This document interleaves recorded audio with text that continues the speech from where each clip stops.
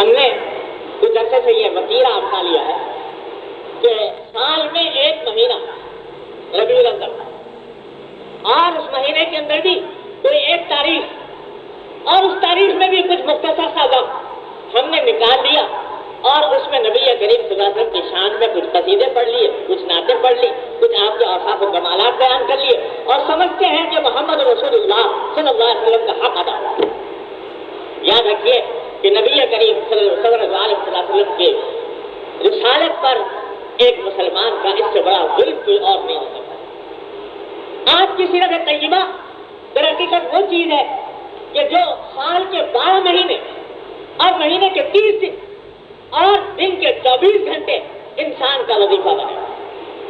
اور وہ ہر لمحے ہر آن اپنے آپ کو یہ محسوس کرے کہ میں ہر چیز کے اندر نبی کریم صلی اللہ علیہ وسلم کی سیرت طیبہ کی کس طرح اتباع کروں،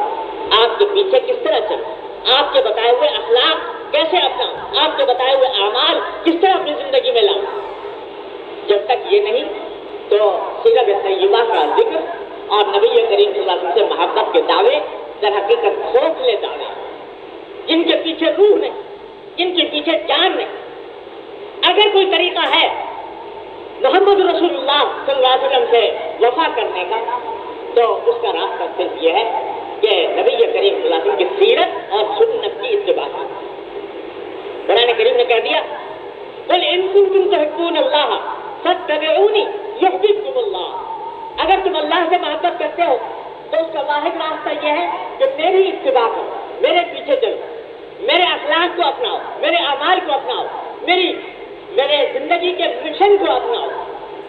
تو اللہ تبارک و تعالیٰ تم سے محبت کرے گا۔ اس کے بغیر محض دعوے زبان سے کر لینا کہ ہم محمد رسول اللہ صلی اللہ علیہ وسلم سے محبت کرتے ہیں، یہ در حقیقت اللہ بچائے یہ بعض اوقات مجھے ڈر لگتا ہے کہ یہ دعویٰ جھوٹا دعویٰ نہ ہو کہ ایک طرف زبان سے ہم یہ کہہ رہے ہیں کہ محمد رسول اللہ صلی اللہ علیہ وسلم سے ہمیں محبت ہے، اور دوسری طرف ہمارے سر سے لے کر پاؤں تک پورا وجود اور ہماری زندگی کی ہر نقل و حرکت اس دعوے کو جھٹلاتا ہے۔ ہم نے طریقے زندگی کے وہ اختیار کیے جو محمد رسول اللہ صلی اللہ علیہ وسلم کے طریقوں سے مختلف، ہم نے اپنا سراپا اس طرح بنایا جو محمد رسول اللہ صلی اللہ علیہ وسلم کے سراپا سے مختلف، ہم نے اپنے اخلاق ایسے اپنائے جو محمد رسول اللہ صلی اللہ علیہ وسلم کے اخلاق سے مختلف۔ تو پھر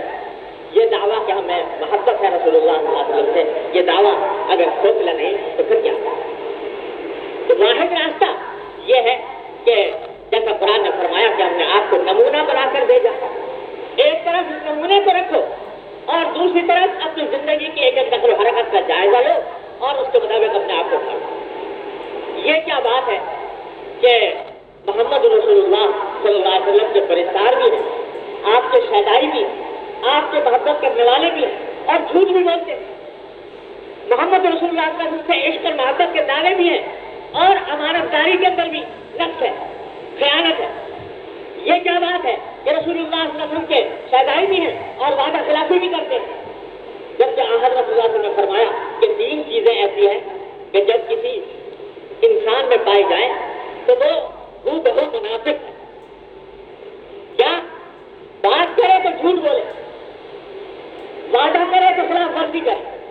اس کے بعد کوئی امانت رکھوائی جائے تو خیانت کرے، یہ کام جو کرے فرمایا وہ منافق ہے۔ اب یہ بھی دعویٰ ہے کہ محمد رسول اللہ صلی اللہ علیہ وسلم سے ہم محبت کرنے والے ہیں اور امانت میں خیانت بھی کر رہے ہیں اور دوسروں کے مال کا ناجائز استعمال بھی کر رہے ہیں، رشوت بھی چل رہی ہے، بددیانتی بھی چل رہی ہے اور دوسروں کے ساتھ بد اخلاقی دلازاری بھی چل رہی ہے۔ ان کاموں کے ساتھ یاد رکھیے محمد رسول اللہ صلی اللہ علیہ وسلم کی محبت کا دعویٰ جھوٹا ہی رہے۔